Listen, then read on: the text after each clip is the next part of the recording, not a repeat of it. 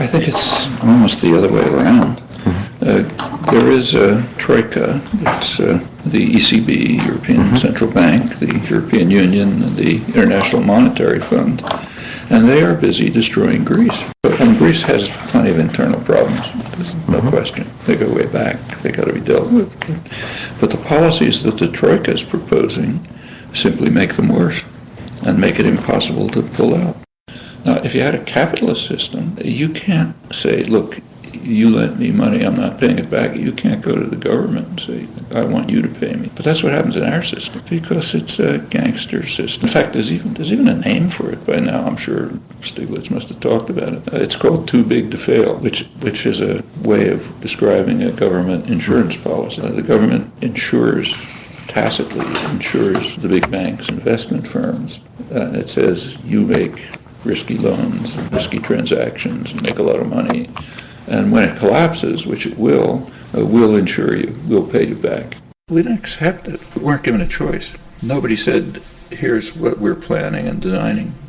Say the IMF, do you like it? That was never, you never chose that. You never chose it. It was designed and imposed. Is any country a country of justice? You don't ask, is a state moral? I mean, there are moral people. Yes. Individuals can be moral. They can compel power systems to act decently. But to expect a system of power to act morally just doesn't mean anything. I mean, they act according to their own interests and principles. And that's as old as history. Well, when he was elected, I had no expectations for him. And I think he has almost no principles. I think he's an opportunist with no principles. But I did write that having a black family in the White House is a historic achievement.